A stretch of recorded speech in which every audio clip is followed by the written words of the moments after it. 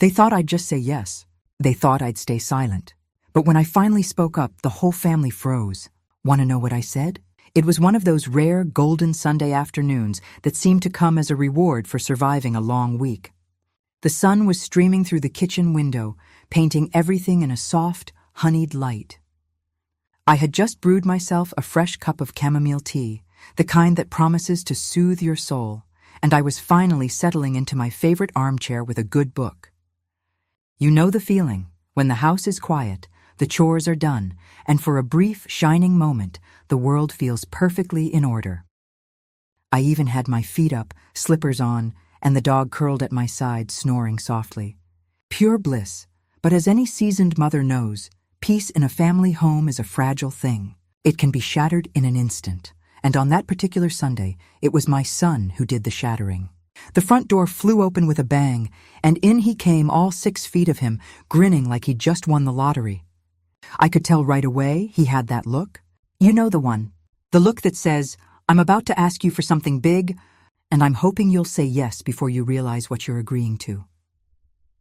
I braced myself, setting my book aside and taking a fortifying sip of tea. Hey, Mom, he called out, his voice a little too cheerful. You got a minute? I smiled, but inside I was already on high alert. Of course, honey. What's up? He plopped down on the couch across from me, bouncing a little like he used to when he was a kid, and wanted to butter me up for something. So, I was talking with Lisa.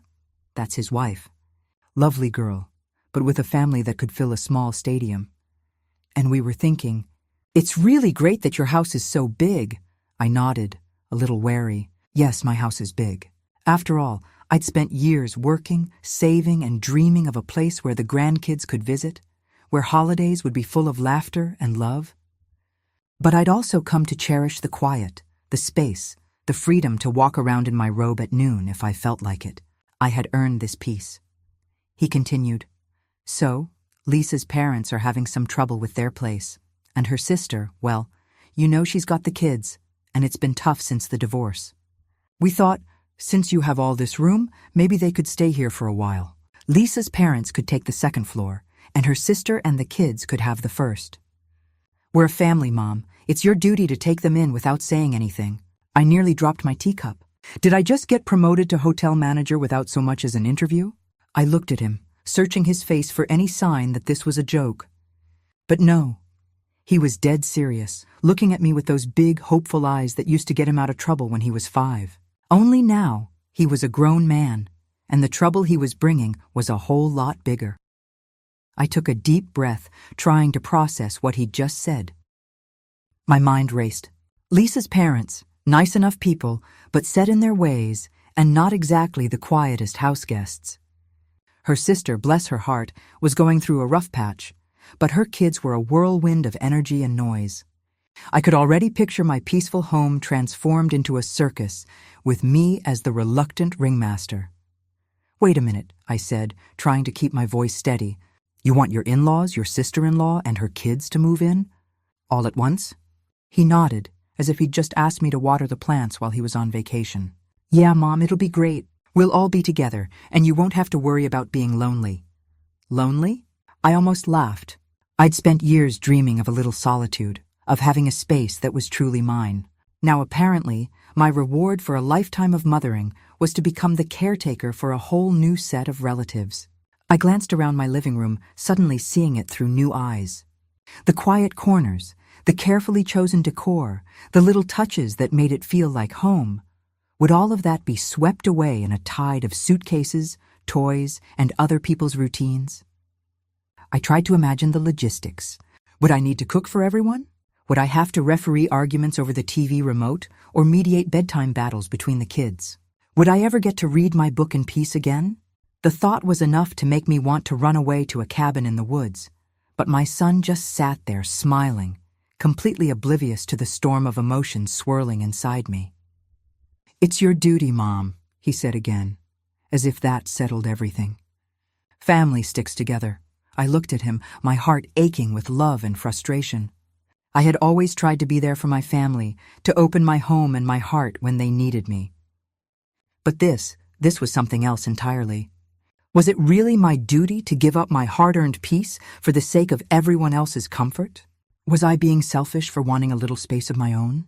Ladies, have your kids ever volunteered your home for something without asking? Have you ever felt like your needs were invisible just because you're mom? Tell me I'm not alone! Because in that moment, I realized I was at a crossroads, and whatever I decided next would change everything. I barely had time to process my son's big announcement before the invasion began. I wish I could say I had a week to prepare, or even a few days to wrap my head around the idea. But no, by Monday afternoon, the driveway was packed with cars I didn't recognize, and the front door was swinging open and shut like we were running a Black Friday sale. My daughter-in-law's family descended on my house with the kind of energy you usually see in a flash mob. Boxes, bags, and plastic bins started piling up in the hallway, and I stood there, clutching my mug of coffee like a life preserver, watching my peaceful home transform before my eyes. First came Lisa's parents, Mr. and Mrs. Henderson, who I'd always thought of as pleasant enough at family gatherings. But apparently, when they're moving in, they come with enough luggage to outfit a cruise ship. Mrs. Henderson immediately started measuring the windows in the upstairs guest room, muttering about proper drapes and her color palette. I caught her eyeing my curtains with a look that said, "These will never do." Mr. Henderson, meanwhile, was already rearranging the furniture, insisting that the bed would be much better on the other wall. I wanted to tell him that I'd spent years getting that room just right, but I bit my tongue. After all, what's a little redecorating between family? Then came Lisa's sister, Karen, and her 2 kids, who burst through the door like a pair of tornadoes. The kids, Tyler and Mia, immediately started racing up and down the hallway, arguing over which room had the best Wi-Fi signal. I heard Tyler shout, "I get the room with the big window," while Mia wailed, "But I want that one." Within minutes, they'd managed to scatter toys, shoes, and half-eaten snacks across every surface. Karen, looking frazzled and apologetic, trailed behind them with a laundry basket and a stack of coloring books, promising they'd settle in soon. I tried to smile, but inside I was screaming. The kitchen, my sanctuary, was the next to fall. Mrs. Henderson started unpacking her own set of pots and pans, lining them up on the counter and pushing mine to the back of the cupboard. "I just can't cook without my Dutch oven," she explained, as if I'd been depriving myself all these years. Karen asked if she could use the fridge for her special diet groceries, and before I knew it, my carefully organized shelves were overflowing with almond milk, gluten-free bread, and enough yogurt to feed a small army. I opened the pantry to find that my favorite snacks had been replaced by boxes of organic cereal and kale chips. I didn't even know what a chia seed was, but apparently I was about to find out. Everywhere I turned, there was someone unpacking, rearranging, or asking where to put something. The living room became a staging area for suitcases and boxes. The dining room table disappeared under a mountain of paperwork and craft supplies, and the laundry room was suddenly a battleground for who got to use the washer next. I half expected someone to ask for room service or a wake-up call. The dog, sensing the chaos, retreated under the bed and refused to come out, and through it all, my son just kept repeating, "It's your duty, Mom. Family sticks together." He said it like a mantra, as if those words alone could magically make everything okay. I wanted to ask him when exactly my house had become the family's emergency shelter, and why no one had thought to ask me how I felt about it. But every time I opened my mouth, someone else needed something: an extra towel, the Wi-Fi password, directions to the nearest grocery store. I felt invisible, like a ghost haunting my own home. I tried to keep my cool, telling myself it was only temporary, that things would settle down once everyone got used to the new arrangement. But as the hours passed and the noise level rose, I started to feel like a stranger in my own life.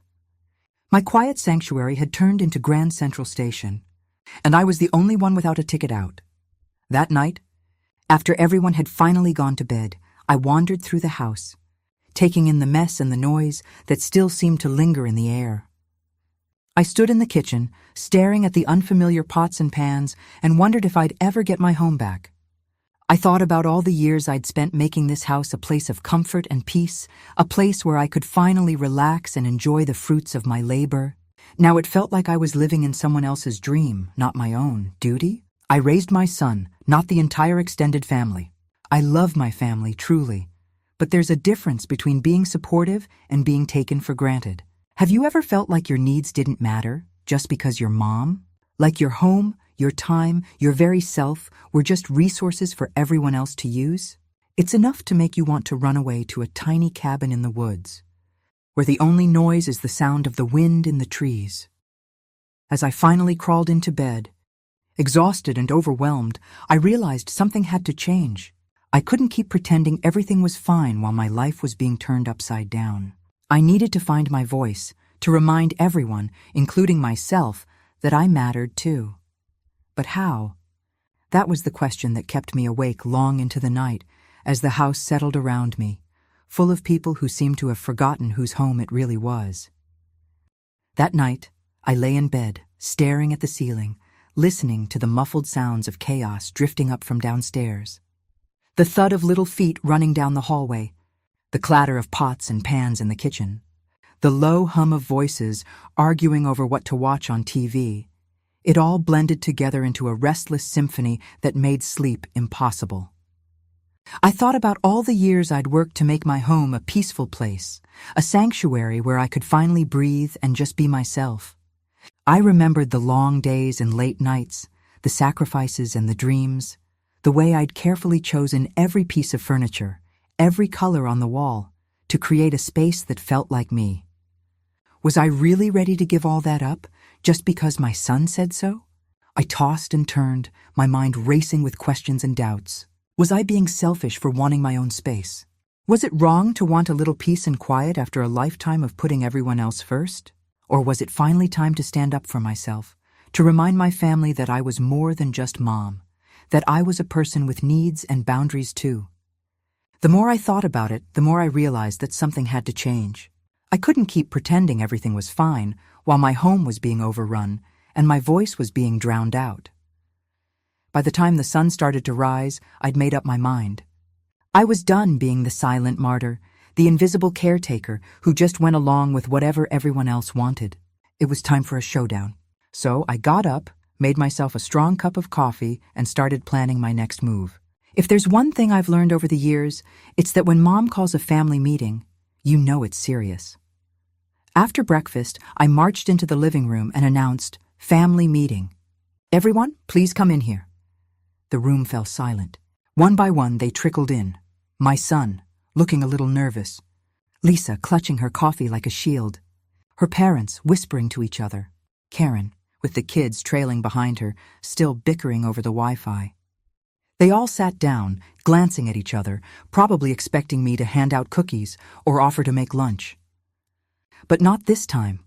I stood in front of them, took a deep breath, and let the words I'd been holding back finally spill out. I love you all, but this is my home. I didn't sign up to be everyone's landlord, housekeeper, or chef. I worked hard for this house, and I deserve to feel comfortable in it. If you want to live here, there are going to be rules and rent. And if you don't like it, there's a lovely hotel down the street. You could have heard a pin drop. My son's face went pale, his mouth opening and closing like a fish out of water. Lisa's parents looked like they'd seen a ghost, their eyes wide with shock. Even the kids stopped fighting over the Wi-Fi and stared at me in stunned silence. For a moment, nobody said a word.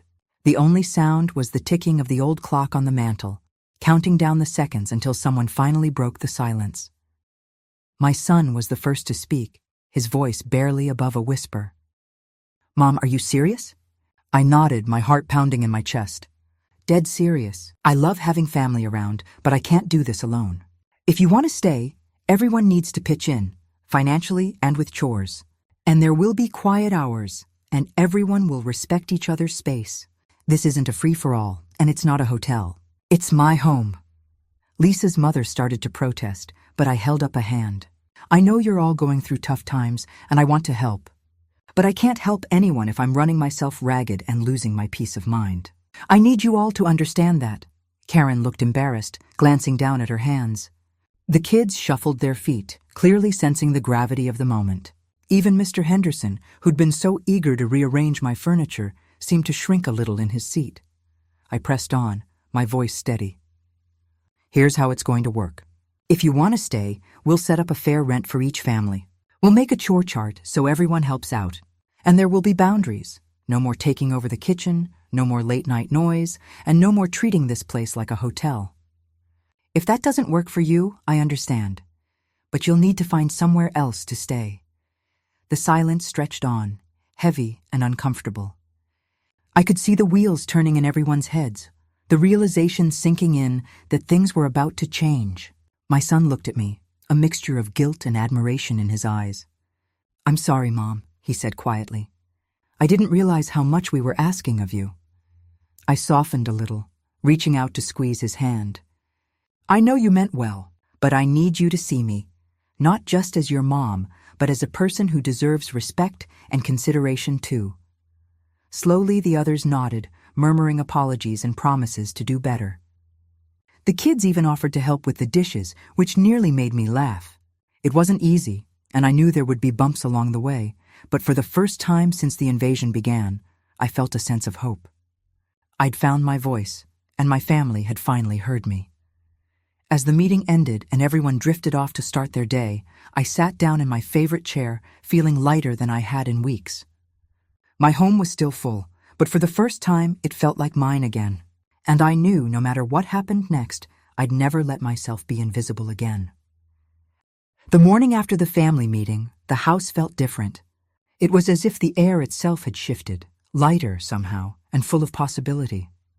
I woke up to the sound of birds outside my window instead of the usual stampede of little feet or the clatter of pots and pans. For the first time in weeks, I took a deep breath and actually felt at home in my own house. I padded downstairs, half expecting to find the kitchen overrun. But instead I found my son sitting at the table, a mug of coffee in his hands, and a thoughtful look on his face. He looked up as I entered, and for a moment, we just stood there, mother and son, both a little unsure of what to say. Finally, he broke the silence. "Mom, I'm sorry," he said, his voice soft but sincere. "I really didn't realize how much we were asking of you. I just thought, well, I guess I thought you'd always be okay with whatever we needed. I never stopped to think about what you needed." Hearing those words, I felt a wave of relief and gratitude wash over me. It's funny, isn't it? We spend so many years putting our families first, making sure everyone else is comfortable and cared for, that sometimes they forget we have limits too. But in that moment, I saw my son not just as my child, but as a grown man who was finally beginning to understand that his mother was a person with her own needs and boundaries. We talked for a long time that morning, about family, about respect, about how important it is to speak up when something isn't working. He promised to help set things right, and true to his word, he did. That very afternoon, Lisa's parents started packing up their things. A little grumbling here and there, but nothing I couldn't handle. Mrs. Henderson insisted on leaving me her famous banana bread recipe as a parting gift, and Mr. Henderson even offered to help move the furniture back to where it belonged. Karen apologized for the chaos and promised to visit soon, just for coffee, not an extended stay. The kids gave me big hugs and asked if they could come back for a sleepover sometime, and I told them, of course, but next time we'll make it a pajama party, just one night. As the last car pulled out of the driveway, I stood on the porch and watched them go, feeling a strange mix of relief and pride. My house was quiet again, but it wasn't the lonely kind of quiet. It was peaceful, the kind of quiet that comes from knowing you've done the right thing, not just for yourself, but for everyone involved. I walked back inside, took a long look around, and smiled. My home was mine again, and I felt stronger than I had in years. Over the next few days, I took my time putting things back in order. I rearranged the living room just the way I liked it, put my favorite curtains back up, and restocked the pantry with all my favorite snacks. Goodbye, kale chips. Hello, chocolate chip cookies. I even treated myself to a new set of bath towels, just because I could. Every little act of reclaiming my space felt like a victory, a reminder that it's never too late to stand up for yourself and set boundaries. But the best part wasn't just getting my house back. It was the change I saw in my family. My son started calling more often, just to check in and see how I was doing. Lisa invited me over for dinner, and this time she insisted on cooking. Even the grandkids seemed to appreciate our time together more, now that it wasn't taken for granted. We laughed, we shared stories, and we made new memories, this time on my terms. Looking back, I realized that standing up for myself wasn't just about protecting my peace and my home. It was about teaching my family an important lesson, that love doesn't mean sacrificing yourself for everyone else's comfort. Real love is about respect, about listening to each other, and about making sure everyone's needs are valued, including your own.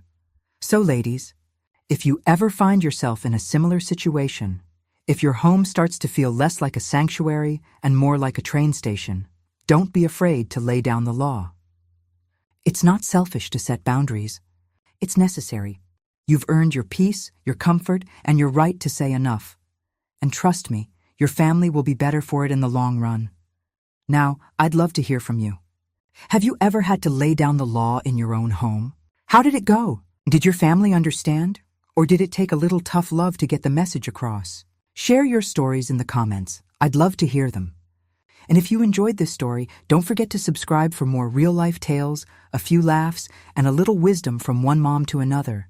Because sometimes the best way to keep your house in order is to remind everyone who's really in charge. And that's you.